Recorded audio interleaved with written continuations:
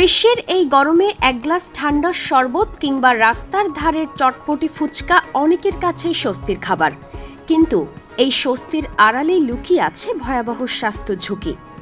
এমনই উদ্বেগজনক তথ্য উঠে এসেছে সাম্প্রতিক গবেষণা ও বিশেষজ্ঞদের পর্যবেক্ষণে। গবেষণায় দেখা গেছে ফুটপাতের এক প্লেট চটপটিতে প্রায় 7 কোটিরও বেশি মলমূত্রজাত জীবাণুর উপস্থিতি থাকতে পারে। জনস্বাস্থ্য বিশেষজ্ঞদের মতে এসব জীবাণু মানবদেহে প্রবেশ করলে ডায়রিয়া, আমাশয় সহ পেটের বিভিন্ন সংক্রমণ দেখা দিতে পারে। অনেক ক্ষেত্রে এসব সংক্রমণ দীর্ঘমেয়াদী জটিলতার দিকেও নিয়ে যেতে পারে।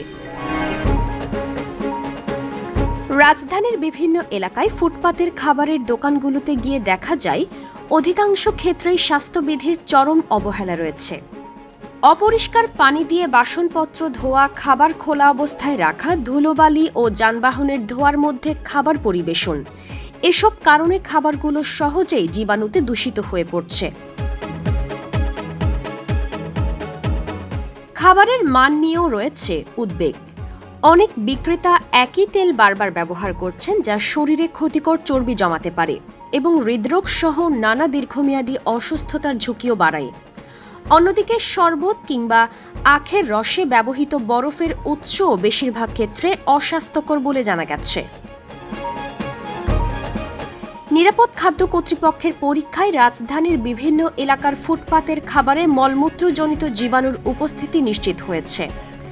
সংশ্লিষ্ট সূত্র জানিয়েছে, এসব খাবারের মধ্যে চটপটির অবস্থায় সবচেয়ে ঝুঁকিপূর্ণ। এছাড়া বিশেষজ্ঞরা বলছেন, অনেক জায়গায় পানির সরবরাহ লাইনের সঙ্গে পয় নিষ্কাশনের লাইন মিশে যাওয়ার ঘটনাও ঘটে। ফলে যে পানি দিয়ে খাবার তৈরি কিংবা বাসন পরিষ্কার করা হচ্ছে সেটিও অনেক সময় নিরাপদ নয়। এতে করে স্বাস্থ্য ঝুঁকি আরও বেড়ে যাচ্ছে। জনস্বাস্থ্য বিশেষজ্ঞদের মতে ফুটপাতের অস্বাস্থ্যকর খাবার এখন একটি নীরব ঘাতকে পরিণত হয়েছে।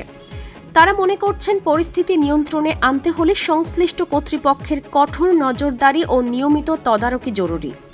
পাশাপাশি সাধারণ মানুষের সচেতনতা বাড়ানো ছাড়া এই ঝুঁকি থেকে মুক্তির পথ নেই। ডেস্ক নিউজ, অগ্রযাত্রা প্রতিদিন।